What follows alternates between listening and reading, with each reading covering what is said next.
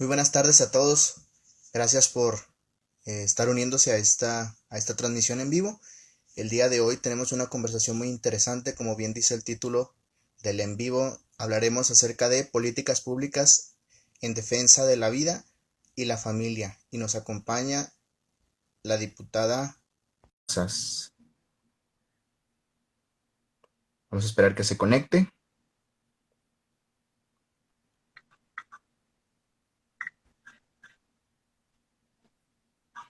Diputada, buenas tardes, ¿cómo está? Hola Andrés, bien, gracias a Dios. ¿Y tú? También muy bien, gracias a Dios. ¿Ya listo? Ya listo, todo listo. Muy bien. Pues bueno, vamos a platicar acerca, como bien decía, de políticas públicas en materia de defensa de la vida y de la familia, pero pues no podríamos hablar de todos estos temas si no sabemos específicamente en qué momento inicia la vida. ¿Qué nos puede compartir, diputada, sobre lo que nos dice el derecho de en qué momento comienza y se defiende la vida? Fíjate que los chihuahuenses somos uno de los estados más afortunados en ese sentido, porque nuestra constitución estatal, justo en el artículo quinto, habla de la protección de la vida desde la concepción hasta la muerte natural. Entonces es justo ahí donde tenemos pues esa oportunidad, ese chance de poder proteger jurídicamente, digo, lo hacemos a través de obviamente la oración, lo hacemos a través de diferentes causas, organizaciones, pero jurídicamente está establecido en nuestra constitución estatal. Y ahora, estaba precisamente cuando estaba preparando todo esto, me llamó muchísimo la atención eso, que de manera explícita en la Constitución no lo dice que se debe defender la vida desde el momento de de la concepción. Entonces, todo esto, por supuesto, ayuda, o mejor dicho, perjudica precisamente en lo que ha estado pasando en este tiempo, ¿no? Que está tan metido en la agenda, me atrevo a decir, mundial, ¿no? En la agenda política mundial, todo esto del aborto, de la ideología de género, etcétera, por lo mismo de esta ambigüedad de la Constitución, ¿no? Así es, en la Constitución Federal no viene establecido de esa manera. Entonces, por eso te decía al principio, pues que los chihuahuenses estamos muy afortunados, muy bendecidos de tener en ese artículo, en el artículo quinto, pues la ventaja de proteger la vida desde la concepción. Es importante mencionar que aunque bien no está protegida en la Constitución Federal, bueno, hay diferentes pactos o diferentes tratados internacionales como el Pacto de San José, en donde habla de proteger la vida de cualquier ser humano, habla de proteger la vida desde la concepción, y en este pacto, como en otros tratados internacionales, pues México forma parte, entonces tiene la obligación o tiene la responsabilidad de cumplir con estos tratados, con estas aportaciones a nivel nacional. Ahora, ¿qué pasa, por ejemplo, en el caso concretamente, ¿no? Que hace poco vivimos de Veracruz y de otros estados, en donde precisamente se hace, me atrevo a decir, no sé si sea correcto el término, una vaga interpretación de la ley, en donde precisamente, ¿no? Como no está explícito, se atreve entonces a poner ciertos puntitos, por así llamarles, en donde dice, no, pues es que como no está prohibido, entonces vamos a permitir tal cosa. Y entonces se puede permitir, por así decirlo, que en los estados, precisamente, digo, afortunadamente, gracias a todo esto que se ha luchado en Chihuahua, ¿verdad? Que ya está bien establecido, pero en los otros estados queda un poquito vago todo ese tema. Mira, yo coincido mucho contigo en ese sentido y a lo mejor haría una respuesta un poquito más política en ese sentido porque ahorita, actualmente, pues los legisladores, el trabajo y la lucha que tienen que hacer en mucho sentido es ideológica. El tema de las legislaciones, el tema de quitar esas ambigüedades, es bien importante. Hoy por hoy, a nivel federal, pues no tenemos la mayoría del Congreso para un partido como el PAN, que es un partido humanista que protege la vida. La tiene otro partido con otro tipo de ideología.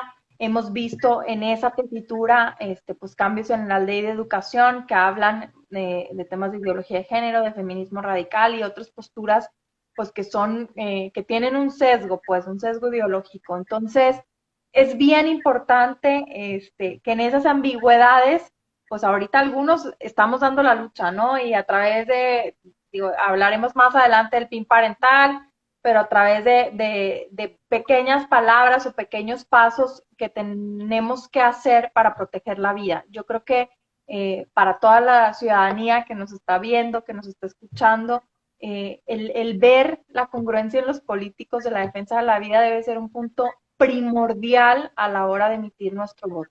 Y no estoy hablando únicamente de que haya personas que defienden la vida en el PAN, yo creo que la hay también en otros partidos, sin embargo, yo creo que en estas próximas elecciones, en este próximo 2021, tenemos que fijarnos en los perfiles que protegen la vida y que protegen la familia. Deben de ser dos valores básicos para elegir y quienes la viven congruentemente, quienes viven congruentemente esos valores.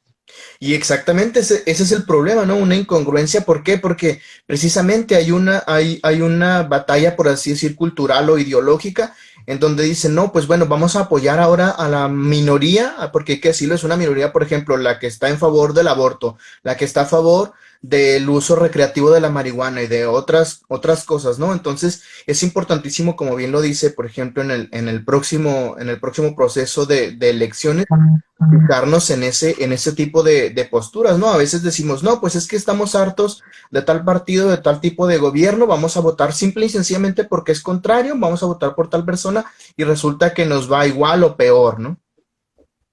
Sí, en temas ideológicos sí yo veo que pues los ciudadanos tenemos que así con lentes de mágicos o con lentes muy, muy certeros sobre quiénes son aquellos perfiles que tienen esa vocación de defensa de vida y familia.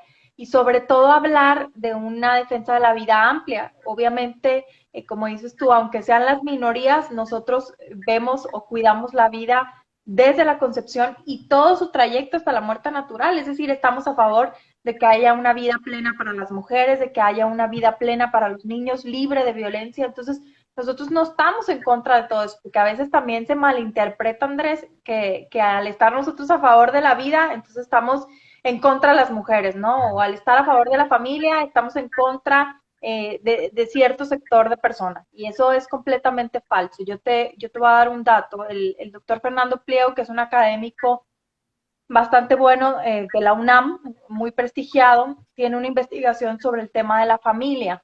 En el tema de la familia habla que los mejores resultados se dan, es decir, la mejor formación de personas y de ciudadanos o de bienestar, lo llama él, se da en familias de papá y mamá. No quiere decir que aquellas familias que solo tengan papá o que solo tengan mamá o que vivan con las abuelitas o las personas huérfanas no están pues condenadas a no tener un bienestar, pero que los mejores resultados, es decir, menos propensión a las adicciones, a la deserción escolar, a todos esos temas, al embarazo en adolescentes, se da en una familia de papá y mamá. Entonces, ahí está la respuesta, o sea, quienes gobernamos, quienes participamos en la vida pública, tendríamos que promover que haya más familias de papá y mamá, hacer políticas públicas que las promuevan, que las incentiven y que las fortalezcan. Exacto, y ese es precisamente el problema, ¿no? Que ahora, precisamente como decíamos, sobre ideologías, ¿no? En este caso de la ideología, ahora sobre la familia, ¿no? Que ahora, bueno, pues no es tanto de la ideología de género, pero bueno, hay una ideología en la que, bueno, se puede, por ejemplo, la unión legal entre dos hombres o entre dos mujeres, o por supuesto, ¿verdad? Solamente papá o solamente mamá, que eso pues es cuestiones a lo mejor de separación o por violencia, etcétera, muchísimas cosas, pero es importantísimo atacar, por así llamarle, desde el núcleo familiar, ¿no? Porque si no hay un núcleo familiar, el día de mañana los niños que hoy están haciendo, pues el día de mañana se van a convertir precisamente en adictos, pueden reclutarlos, valga la expresión, los grupos de delincuentes, etcétera. Entonces se vuelve una situación bastante complicada por esa vulnerabilidad de la vaga expresión de lo que importa el núcleo familiar en la sociedad mexicana, ¿no?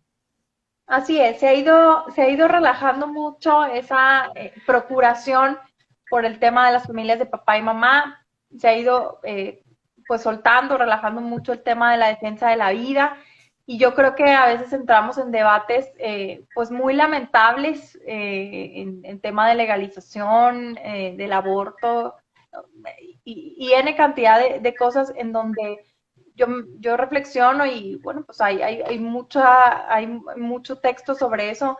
Si no defendiéramos la vida, pues no tendríamos, si no defendiéramos el derecho a la vida, no tendríamos el derecho o el goce de ningún otro derecho, pues, o sea, el derecho a la salud, el derecho a la educación, el derecho a una vida plena, no existe si no tenemos el derecho a la vida. Entonces, yo creo que hay mucho que trabajar y paralelo al tema del derecho a la vida debemos de trabajar porque haya más oportunidades para los niños, para que vivan en familias sanas, para que vivan en familias con paz. Eso me queda claro y ese debe ser un compromiso de todos, pero no porque no porque haya violencia o porque haya familias que tienen estado de vulnerabilidad, somos nosotros quienes decidimos quién tiene el derecho a la vida y quién. Y precisamente uno de los argumentos que más, pues no sé si decirlo, me causa entre risa y enojo a la vez, es cuando utilizan a la pobreza, ¿no? Como hay mucha gente pobre, vamos a legalizar el aborto porque muchas mujeres pobres están muriendo a causa del aborto. Y no es cierto, ese es un argumento totalmente clasista. Es falso decir, bueno, como hay pobres, bueno, vamos a matar a todos los pobres y se acabó la pobreza. Es como si dijéramos la otra parte, vamos a matar a los ricos y se acabó la riqueza. Así es, y además, pues, ¿quiénes somos nosotros para decidir quién vive y quién muere? O sea, incluso aquellos que no tienen una fe, pues no decidimos, por eso castigamos a aquel delincuente que mata a otra persona, porque nadie puede decidir sobre la vida de alguien más. Y yo te quisiera dar un dato, porque luego hay muchos mitos y hay muchos pues mentiras dentro del tema de la defensa de la vida y sobre todo la defensa del aborto. Hablan de que se mueren muchas personas, muchas mujeres por aborto clandestino o que hay muchas personas, mujeres que están en peligro su vida y que no pueden realizarse un aborto. Mira, eso es completamente falso. Estemos o no de acuerdo nosotros, existe una norma general a nivel federal, la norma 064, que habla de proveer un aborto antes de las 12 semanas cuando la vida del bebé o de la madre estén en peligro o en caso de violación. Entonces, si tú, una mujer que fuiste violentada y que, digo, yo no estoy de acuerdo, eso es algo que debo aclarar, pero la norma existe. Entonces, luego las falacias esas de que es que mueren desangradas en lugares clandestinos, es mentira. O sea, tú, desde una obrera de maquila hasta una empresaria que fue violentada o que está en peligro de muerte ella o su bebé, puede acceder a una institución pública en donde le practican la cirugía. Entonces, eso es completamente falso. Yo creo que el legalizar o el normalizar el aborto pues nos daría una libertad de decidir sobre la vida de las personas y entonces ya no serían las 12 semanas, serían las 20, a las 30 y hasta las 38 semanas con peligro ahí sí de que la madre muera. Entonces son muchos factores en una pelea que no tiene razón de ser. O sea, defendemos la vida en todos sus aspectos y obviamente en esas excepciones la ley, aunque muchos no estemos de acuerdo, que yo no lo estoy, protege a ciertos sectores. Entonces, no veo esas batallas en donde hablan de que será legal y bueno, o sea, ¿cuándo ha sido ilegal? Pues, o sea, hay una norma que protege eso y estemos o no de acuerdo, existe. Entonces, creo que sí es muy importante dejarlo claro y dejar certeza de esas mentiras que se dicen, ¿no? Me llamó mucho la atención hace poco cuando pasó lo de Beirut, ¿no? Esa bomba bueno, esa explosión tan grande. A los 2, 3 días pasó, no recuerdo en qué parte del mundo, un derrame petrolero en el mar. Y entonces me llamó mucho la atención muchos comentarios, pero en específico uno que decía, para los que creen en Dios, pídanle que desaparezca a la humanidad por lo menos 100 años. Hay estudios científicos, me llamó mucho la atención porque dice, hay estudios científicos que dicen que si la humanidad desapareciera 100 años, la Tierra se repondría, ¿no? Y entonces creo que va por ahí todo este conflicto precisamente, ¿verdad? O sea, que el ser humano está hecho para la vida. Entonces, es precisamente esto en el momento en el que uno se desvaloriza, ¿no? En el que se pone por debajo, por así decirlo, de la tierra, de los animales, de los árboles, de todo lo que existe. Y entonces es ahí donde dices, bueno, pues voy a desaparecer o vamos a matar a tal, porque entonces, como decíamos, ¿no? A mí me da el derecho, como yo sí estoy bien económicamente, como yo estoy sano, como yo estudio, bueno, entonces a mí me da el derecho de opinar, que muchos malentienden, por supuesto, la libertad de expresión, que ahorita también vamos a hablar de eso, pero dicen, bueno, pues a mí me da el derecho de decidir en cierta forma quién se muere y quién no, y yo creo que los más vulnerables en este momento son los pobres, son los que tienen una malformación congénita, son las personas con discapacidad, no sé, diferentes momentos y diferentes etapas de la vida en donde uno se cree eh, pues con la calidad moral, vamos a decirlo así, de decir, bueno, este vale y este no.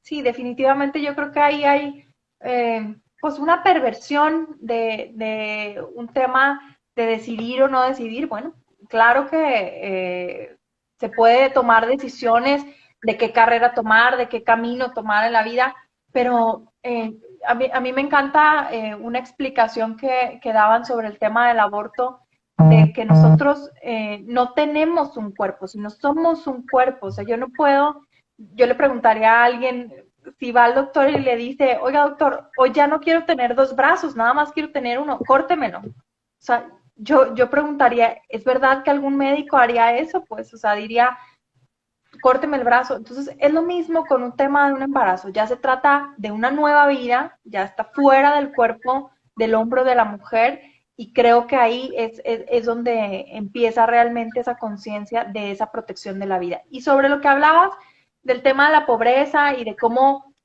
decidimos, o sea, ponemos así en una línea y empezamos a escoger quién sí, quién no, pues yo creo que ahí la obligación de nosotros como políticos, como servidores públicos, es crear alternativas. Uno, para que haya menos desigualdad, para que haya menos pobreza, eso nos corresponde a todos, para que haya una vida digna para todos, buscar la dignidad de la persona.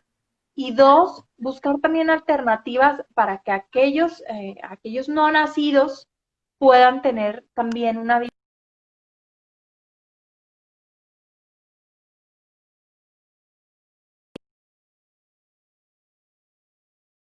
Un tema que como país y que como comunidad, incluso como comunidad religiosa, debemos fomentar, porque es el tema de dar un espacio, una familia a una persona que ha vivido diferentes sucesos y que debe tener la oportunidad de tener una vida plena, ¿no?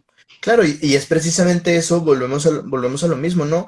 Hay quien piensa que por el hecho de nacer en una familia pobre, ya eso es traducido a infelicidad, ¿no? No, es que no merecen vivir infelices. Bueno, pero es que, ok, el combate a la pobreza es una parte de la solución, no es la solución. Es decir, no es nada más decir, bueno, pues vamos a regalarles dinero, vamos en lugar, como dice mucha gente, ¿no? Pues en lugar de que los gobernantes se lo roben o hagan cosas ilícitas, pues mejor que lo regalen a los pobres y ya. Entonces, o sea, no es tan sencillo, es muy, muy profundo el problema y es por supuesto grandísimo el reto, ¿no? Así es, algo estamos dejando de hacer todos como seres humanos en este mundo, para que no podamos ver más allá, en donde hay niños violentados, en donde hay mujeres violentadas, en donde hay trata de personas, en donde hay niños abandonados. Entonces, creo que el compromiso y el trabajo y el objetivo debe estar muy enfocado ahí, más que en si matamos niños o si no le damos la oportunidad de que nazcan nuevas personas. No, nosotros no decidimos sobre eso, pero sí decidimos sobre lo que está a nuestro alrededor, sobre lo que sí queremos de entorno, para los niños, para las niñas, para las mujeres, para los hombres, para las familias. Eso sí depende de nosotros. Ahora, precisamente tocó el tema de la trata de personas y todo, y el abuso a menores, etcétera. Me gustaría que empezáramos a hablar de cosas un poquito más concretas, precisamente en este caso. Sabemos que desde hace mucho tiempo, lastimosamente, Ciudad Juárez ha sido muy lastimada, valga la redundancia, con todo esto de la violencia contra la mujer, de los feminicidios, etcétera. ¿Qué políticas públicas se han ido implementando dentro del gobierno para combatir todo este tipo de problemáticas como lo es la trata de personas, el abuso infantil? Miren, en el caso del abuso infantil específicamente, que es una de las especialidades que nosotros trabajamos dentro del Congreso como presidenta de la Comisión de Juventud y Niñez, Hemos propuesto varias iniciativas, una de ellas que tienen que ver con el tema del maltrato infantil, y eso pues va desde la desatención, la violencia física, la violencia psicológica, sexual, etcétera, en contra de menores de edad. Y hay otro tema muy importante también que incluimos en otra iniciativa sobre la pederastía, en donde pues solamente antes o se conocía el concepto de pedofilia, pero no el tema de pederastía. El tema de pederastía incluye no solamente la cuestión sexual, sino también cuestiones de sometimiento psicológico, emocional, etcétera, por parte de un adulto a un menor. Entonces, todos esos factores, obviamente, pedimos, hicimos modificaciones en el Código Penal para que sean sancionados más duramente y que haya consecuencia, que se investigue, que se tipifique como pederastía, como maltrato infantil. Y vienen también otros trabajos que hemos estado desarrollando ya junto con otras instituciones ya hace varios meses sobre la omisión de cuidados, que es algo también muy común y que no precisamente tiene que ver con, pues no quise decirlo así, como un maltrato, pues, pero hay una omisión, pues, por parte de los padres o por parte de los tutores en muchos sentidos, desde la falta de alimentación, desde no llevarlos a la escuela, desde la falta de aseo y bueno, estamos haciendo un protocolo, tenemos ya varios meses para el tema de la omisión de cuidado. Entonces creo que son temas muy específicos que nosotros trabajamos aquí en el estado de Chihuahua. La cuestión de la trata de personas específicamente pues son asuntos de índole federal.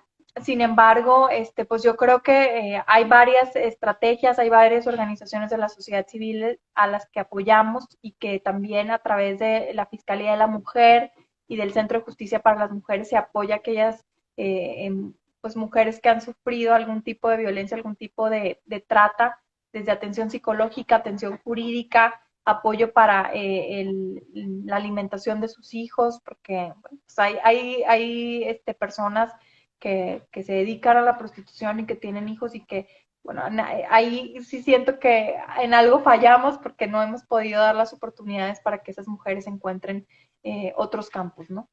Y al final de cuentas es eso, ¿no? Es también falta de oportunidades. Digo, también, ¿por qué no decirlo? Hay personas, por ejemplo, vemos, bueno, saliéndonos un poquito de lo de la trata, pero vemos, por ejemplo, a la gente que pide en los cruceros, ¿no? Que de pronto ves a jóvenes y dices, pues tienen todas las oportunidades, ¿verdad? Para seguir, por supuesto, estudiando y para trabajar, por supuesto, y no lo hacen. ¿Por qué? Porque, bueno, desafortunadamente, pues cayeron a lo mejor en adicción o por culpa de, vamos a decirlo así, por culpa de problemas familiares que no les dieron oportunidad. Pero entonces, ¿qué está haciendo, por ejemplo, el gobierno en ese caso, ¿verdad? Para generar estas políticas en donde se impulse, por ejemplo, el que ya no haya este tipo de situaciones de niños o de adolescentes en la calle y que puedan entonces introducirse, ¿verdad? Por así decirlo, a la formación académica, que tengan la oportunidad de trabajar. Claro, tampoco le vas a decir, bueno, pues te voy a ofrecer un puesto gerencial, ¿verdad? Pero pues poco a poco que se vayan preparando y entonces ahí sí es que sería un combate importante, sobre todo, por ejemplo, en el caso, como decíamos, de la pobreza. Mira, yo creo que hay bastantes políticas públicas. Reglamentariamente, cualquier menor que esté solo pidiendo en las calles, pues la policía municipal debe generar todo un proceso de detener al niño, buscar a los padres, el DIF pone a través de la Subprocuraduría del Menor, pone algunas sanciones y pone algunas amonestaciones a los padres por el tema de la desatención. Sin embargo, pues eso es como, ¿cómo te diré? Como un proceso muy técnico, pues. Yo creo que debemos ir mucho más allá, cómo promovemos que los niños estén en donde tienen que estar, en una escuela, que vayan desayunados todos los días, cómo potenciamos instituciones que se dedican a eso, organizaciones de la sociedad civil. Yo te doy un dato, hace unos días yo presenté un exhorto sobre el tema de las organizaciones de la sociedad civil en el Estado, que son más de 800 y que están muchas de ellas a punto de morir por el efecto de la pandemia, por el tema económico.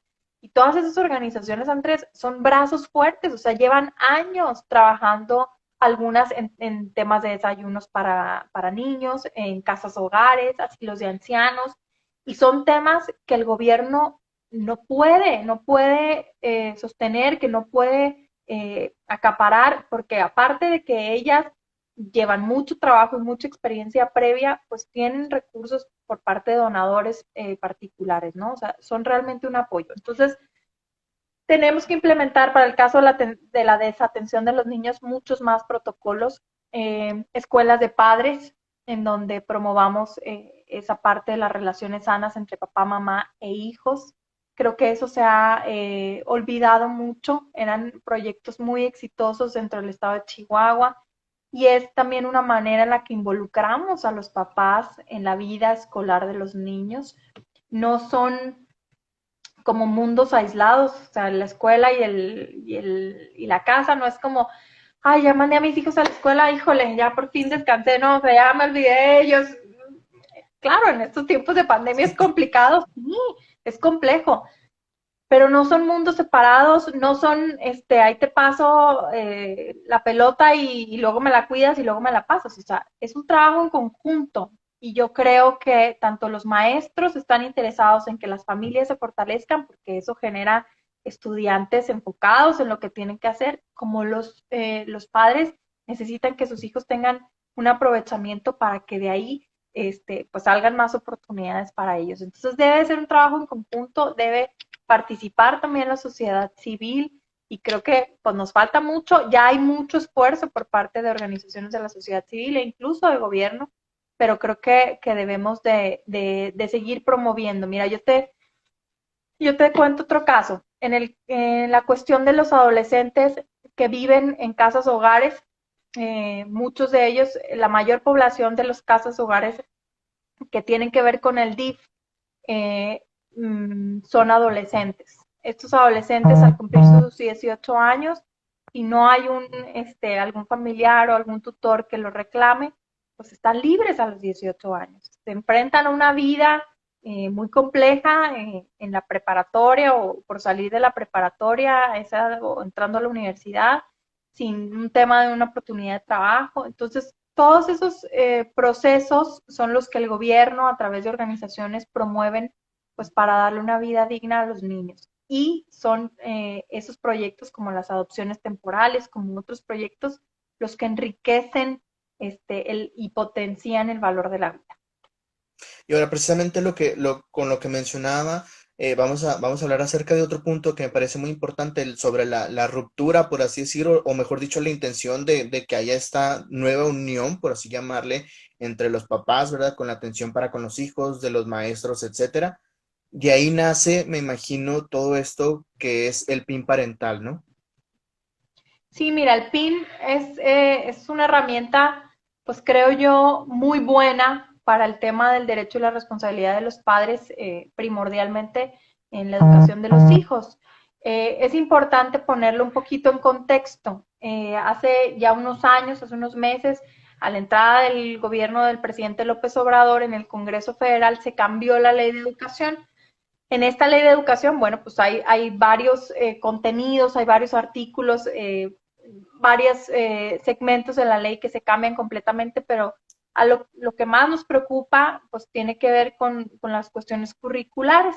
Se inserta en los libros de texto y en los contenidos, pues demasiada información en temas sexuales, pero no que nos asuste la cuestión sexual, sino que contiene un sesgo ideológico bastante alto, temas de feminismo radical, temas de ideología de género, que creo que no quedan muy claros para los padres de familia y que además, bueno, dependiendo del maestro que en ese momento imparta la clase, pues puede ver también una tendencia o un sesgo. Entonces, lo que buscamos con el PIN parental es hacer una pequeña modificación en la ley estatal para que los padres tengan ese derecho primordial de la educación de sus hijos y que en casos como el tema de la sexualidad, únicamente no de todos los temas de la sexualidad, sean consultados los padres de familia si prefieren que se dé ese tema en la escuela o que se dé en la casa. Yo me he topado con muchas discusiones y muy polarizadas sobre el tema del PIN parental, que si es un tema conservador, retrógrada, que si estamos quitándole la oportunidad a los niños de aprender de educación sexual y que incluso eso hace que haya embarazos en adolescentes, o sea, como una telaraña de historias. Yo creo que quienes defendemos el PIN parental en ningún momento estamos en contra de una educación sexual, pero asumimos que una educación sexual va acompañada de valores, va acompañada de un tema de moral, de un tema obviamente científico, Claro. porque la sexualidad tiene un tinte científico. Sin embargo, lamentablemente en los libros de texto no está planteado de esa forma, está planteada de una manera muy burda, de una manera con un sesgo ideológico y también con imágenes a muy temprana edad, en grados muy tempranos, que creo que para el desarrollo cognitivo de los niños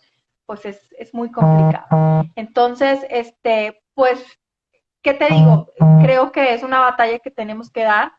Creo que a los maestros les beneficia porque es una oportunidad de la que ellos siempre han estado pidiendo, que los padres se involucren en la educación de sus hijos. Yo te aseguro que hay muchos de ellos que no conocen los libros de texto, que hasta ahorita en la pandemia estamos viendo qué es lo que viene ahí en esos libros.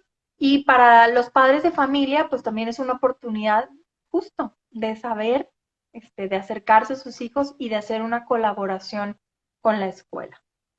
Claro, porque entonces hay este problema, ¿no? De que, por ejemplo, como bien decía, ¿no? En el caso, digo, fuera por supuesto de la pandemia, pues papá y mamá se iban a trabajar, etcétera, llegaban, recogían a los niños, medio les ayudaban con la tarea, pero no se involucraban en esa parte.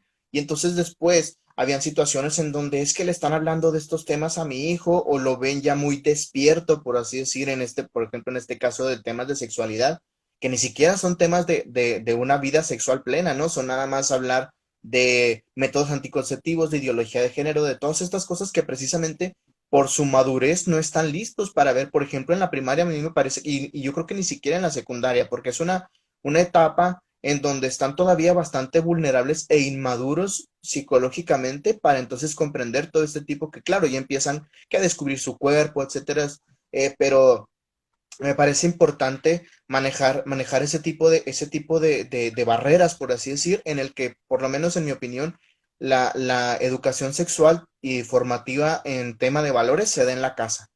Para mí la escuela Totalmente. es única y exclusivamente formación académica. Totalmente, y pugnamos por eso, ¿eh? Pugnamos porque la escuela siga siendo, y nosotros justo quienes profesamos una fe y todo eso, promovemos que la escuela siga siendo laica, claro, y siga siendo científica, pero ahorita en la actualidad, con estos cambios de la ley de educación, no lo es. Entonces, mientras no lo sea así, los padres tenemos que promover una protección hacia nuestros hijos y también hacer valer nuestro derecho primordial a la educación de nuestros hijos, a que sea respetada su forma de pensar, nuestra forma de pensar. Y bueno, cuando tú ves en un ambiente tan polarizado como el que ocurre ahorita del PIN parental y ves a una secretaria de gobernación fúrica, exacerbada, por dar una pelea en contra del PIN parental, entonces cuando te das cuenta que realmente hay una intención, que hay una intención perversa, si dijeras, bueno, aboquémonos a lo jurídico y en lo jurídico no da, porque tiene tal hueco, porque no procede, bueno, pues podríamos dar la pelea en lo jurídico, pero cuando tú ves a alguien que realmente está usando su poder y que es un estado autoritario, entonces ahí es cuando el foco rojo se prende para los padres de familia y decir, el estado autoritario a quien más le estorba para el tema de la educación de los niños, pues son los padres. Entonces, es en el momento en que los padres deben de estar ahí presentes en ese tema. Y es que hay también, por supuesto, una incongruencia, ¿no? Yo pienso, por ejemplo, en el tema cuando abogan sobre el aborto y sobre la ideología de género y todas estas cosas que dicen, no, es que, por ejemplo, ¿no? Como nos llaman a nosotros la derecha conservadora o los retrógradas, etcétera, y los católicos y nos tachan de apestados, pero me parece incongruente que digan, no, es que nos quieren adoctrinar. Bueno, ¿y el gobierno qué está haciendo con este tipo de situaciones? Nos quiere adoctrinar. Así es, cambian ciertas leyes, ocultan cierta información, transgiversan la información, lo hacen de una forma perversa, entonces cuando nosotros debemos estar ahí muy alertas y esto es lo que vemos, pues, o sea, imagínate, estamos reaccionando ante una ley de educación que fue cambiada hace pues más de un año, pues. Entonces, estamos reaccionando a una ley de educación que fue cambiada hace un año. Imagínate todo lo que no alcanzamos a ver, todo lo que se hace que no nos damos cuenta. Entonces, vuelvo a lo mismo con lo que inicié. Es bien importante para quienes profesamos una fe, para quienes tenemos una vocación, que evaluemos quiénes nos gobiernan y que tal vez mucha gente podrá decir, digo, yo tengo 16 años militando en un partido político, sin embargo, para quienes no están de acuerdo con ciertas acciones de un tipo de partido, sí veamos con ojos muy evaluadores sobre quiénes nos gobiernan, que haya una congruencia en lo que dicen y en lo que hacen, que ellos den testimonio de los valores que vivimos, porque eso es bien importante a la hora de gobernar. Y precisamente todo esto que mencionaba, a ellos se les ocurre ponerle el título de libertad, ¿no? De que todos somos libres de pensar de que si no haces esto me discriminas. Bueno, y a los que pensamos distinto, entonces no nos están discriminando. No, no, es que es simple y sencillamente discrepar en puntos de opinión, ¿no? Entonces, ¿en qué momento sí y en qué momento no se vuelve discriminación? ¿En qué momento sí y en qué momento no se vuelve prohibitiva alguna cosa? Así es, se da un tema ahí de distorsión de esa libertad. Fíjate, a mí me gusta dar mucho el ejemplo de la educación en Estados Unidos respecto al tema del PIN parental. En Estados Unidos, en las escuelas del Paso, que aquí nos quedan a la vuelta de la esquina y que muchos han tenido la oportunidad de ir a estudiar allá, cuando van a ver temas, no solamente de sexualidad, Andrés, cuando van a ver temas de donación de sangre, donación de órganos y otros temas en donde las diversas, digamos, visiones o las diversas creencias no están de acuerdo, los maestros piden la autorización de los padres para dar esos temas. Y los padres, en algunos casos, niegan esa lección o ese taller para sus hijos. Entonces, en un país tan abierto y tan liberal como Estados Unidos, se respeta la diversidad.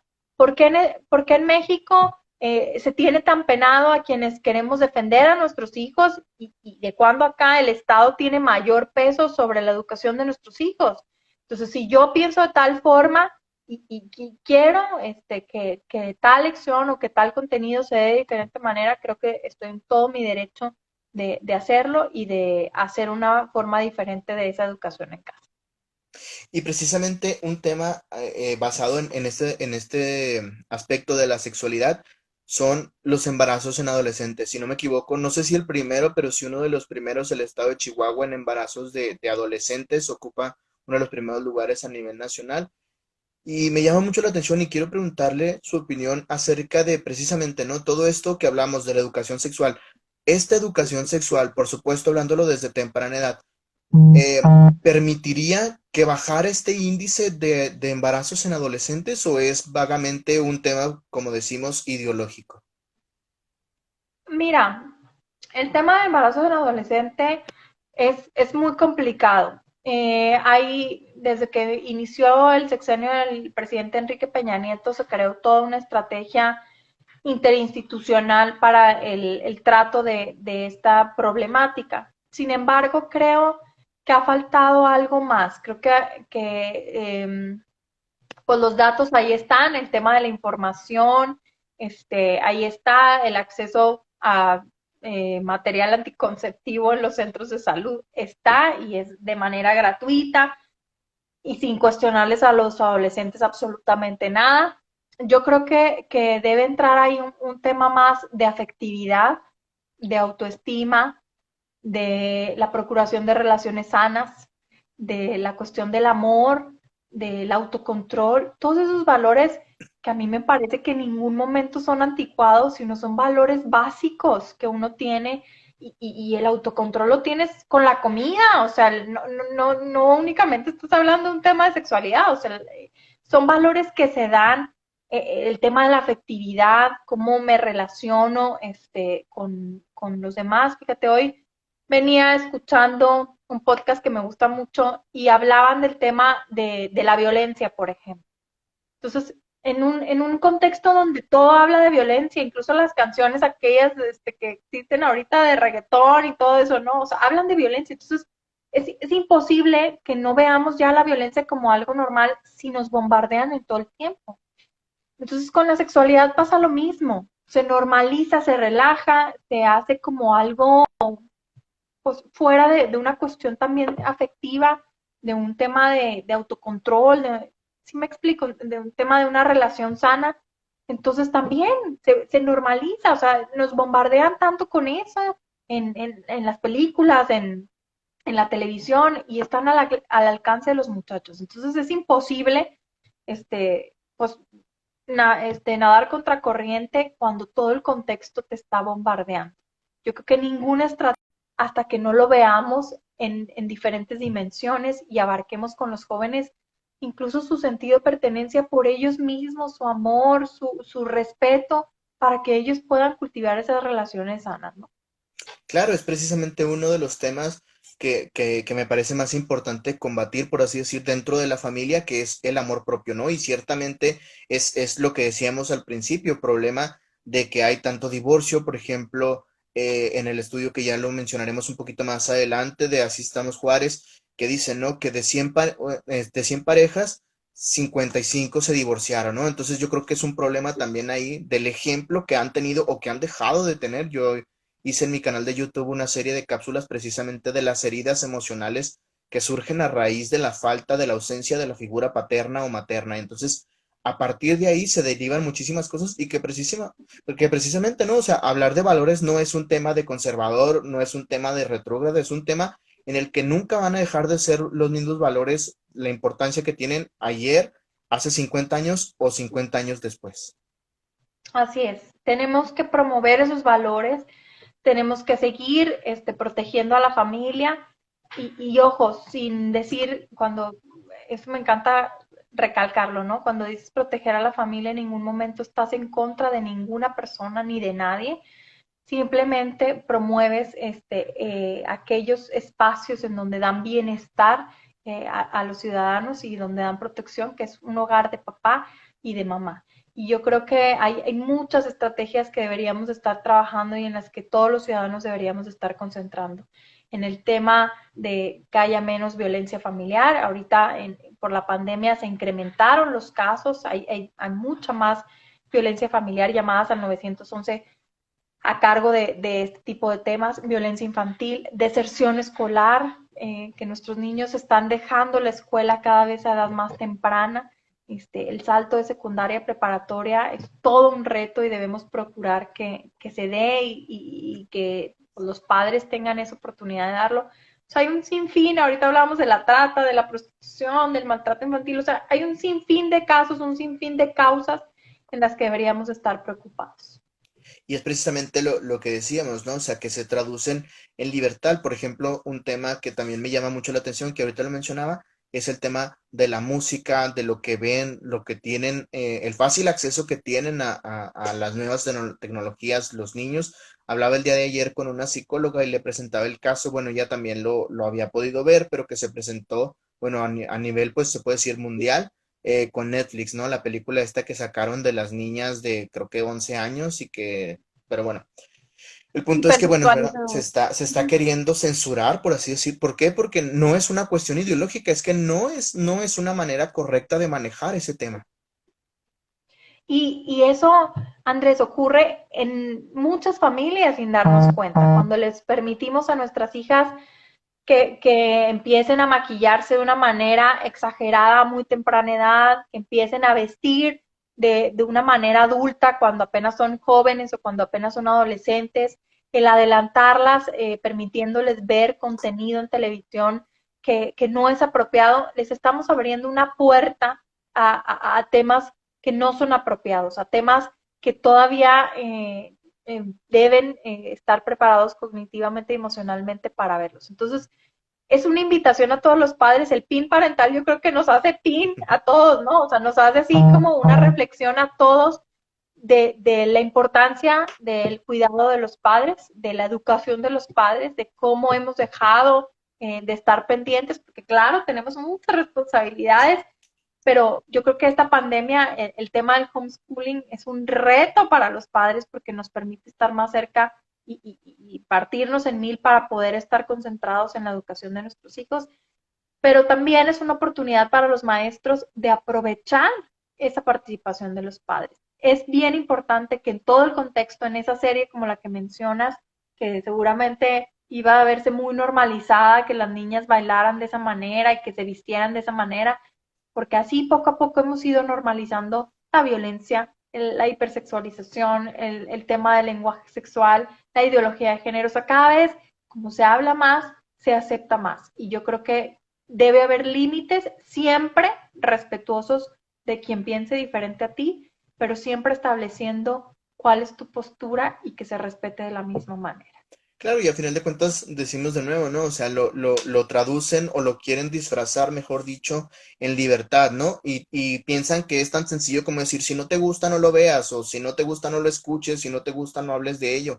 Pero es más profundo de lo que se piensa, o sea, precisamente ese tipo de temas de la hipersexualización. Hablaba también, por ejemplo, con la psicóloga el día de ayer sobre los juguetes que han estado saliendo para niños que tienen tintes de hipersexualización, ¿no? Y que de pronto habían comentarios como, no, pues si no quieren, no se los compren a sus hijos, o el niño no tiene la capacidad de analizar qué es lo que está haciendo, y precisamente ese es el problema.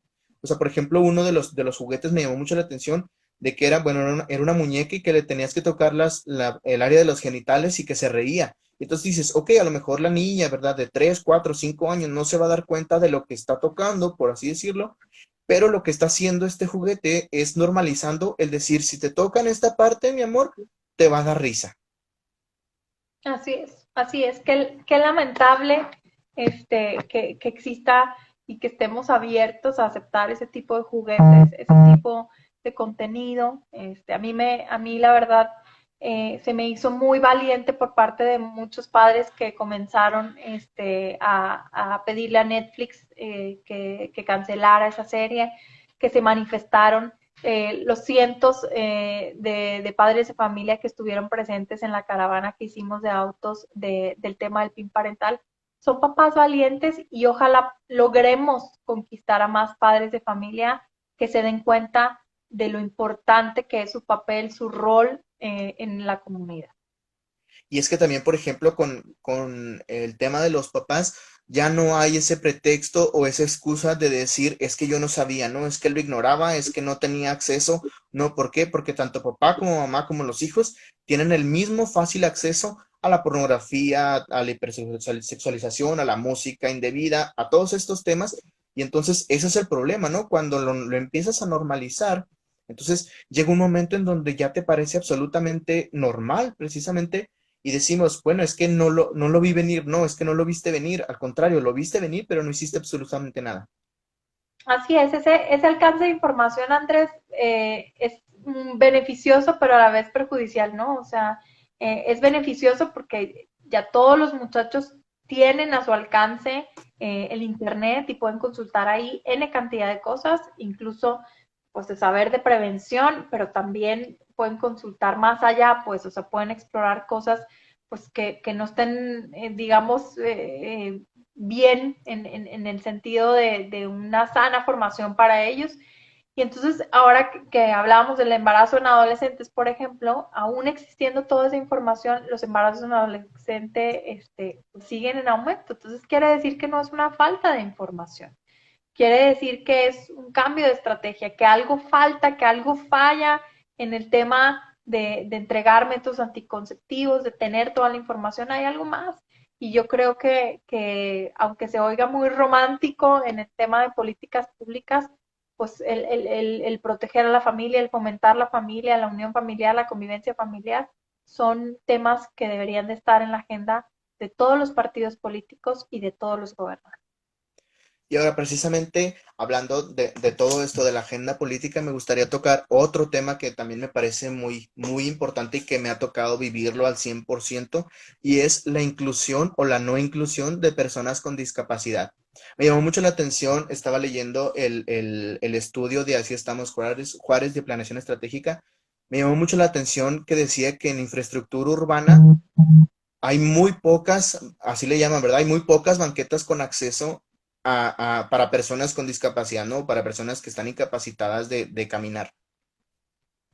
Mira, es un tema muy bueno y a mí me encanta porque siempre Plan Estratégico da en el clavo en esas cuestiones Hay organizaciones que yo admiro mucho por el trabajo que hacen. Una de ellas es Villa Integra, por ejemplo, que lleva años trabajando con niños y jóvenes con discapacidad. Ellos incluso también han apoyado en el tema del desarrollo de políticas públicas cuando se trabajaba con el plan de movilidad urbana, con todos los planes que ha habido de repavimentación, pues se han metido a calificar, ¿verdad? O sea, que no hay suficientes rampas. Si nosotros volteamos a ver al país vecino, al Paso, tú ves en la calle a personas que van en una silla de ruedas y fácilmente, sin ser acompañadas, pueden transitar por las calles. A una persona invidente pueden transitar por las calles. ¿Por qué? Porque todo está perfectamente señalado, porque hay rampas, porque hay un tema de inclusión. Yo creo que México, Juárez, tiene que trabajar mucho en el tema, tiene que seguir promoviendo facilidades, integrar de una u otra manera o de manera más amplia a los niños con alguna discapacidad en el ámbito escolar, que ya existen, pero es importante ampliar esa cobertura y en algún momento a quienes puedan incluirlos. Yo sé de algunos casos, por ejemplo, en Estados Unidos, en que niños que padecen síndrome de Down son integrados en una clase de niños que no lo padecen. Entonces, ¿cómo logramos esa inclusión? ¿Cómo logramos para los niños que tienen autismo, para los niños que cuentan con alguna otra discapacidad? ¿Cómo hacemos para que nuestros maestros estén calificados y que tengan, pues, yo no diría la voluntad, porque la verdad es que los maestros se la rifan en grupos de 50, 40 niños, sino las herramientas para poder llegar y llevar a cabo esa inclusión. Claro, y se empieza por cosas tan concretas, ¿no? Vemos, por ejemplo, aquí cerca de mi casa está un banco y en la siguiente cuadra está una llantera y ni en el banco ni en la llantera hay acceso para una persona, por ejemplo, en silla de ruedas o imposibilidad de caminar. Y así en centros comerciales, en mismas escuelas, ¿no? En escuelas, por ejemplo, a mí me tocó en algún momento, yo tengo una discapacidad motriz y en algún momento durante la escuela la solución que daban era, bueno, pues ahora nos bajamos, ¿no? Estábamos en el salón de arriba, bueno, pues ahora le cambiamos al salón de abajo. Y entonces, esa no es la solución, o sea que entonces, si hay de otro salón que también está arriba, ¿a quién le vas a cambiar si nomás hay un salón abajo? Entonces, es un problema muy grande y también incluso me atrevo a decir de formación en valores, ¿no? En los centros comerciales, que hay dos o tres cajones para personas con discapacidad y no falta quien se estaciona y le silba, ¿no? El parquero le grita, no, voy rápido, nada más voy por un galón de leche o es que dejé a mi hijo dormido o no sé, diferentes cosas. Y entonces dices, bueno, pues la solución que es la multa. Bueno, pues tengo para pagar la multa, me estaciono y no importa, ¿no? Nada más voy rápido o voy con alguien que también sepa manejar y en caso de que lo regañen, pues nada más mueve el carro, ¿no? O sea, pero me parece que es un tema bastante complejo y bastante interesante para empezar ahí, por ejemplo, a manejar temas como la inclusión, ¿no? A mí me llama la atención que promueven mucho en la ideología de género el lenguaje inclusivo, ¿no? Que si son las y los, que si les, que si con X, que si esto. Yo creo que empezar a hablar un lenguaje inclusivo, y de hecho publicaba hace unas semanas en mi cuenta de Facebook, decía, si quieres empezar a hablar lenguaje inclusivo, aprende un curso, toma un curso de lenguaje de señas mexicano. Así es, nos falta, es un tema bien amplio, Andrés, y nos falta mucho por fomentar una cultura incluyente.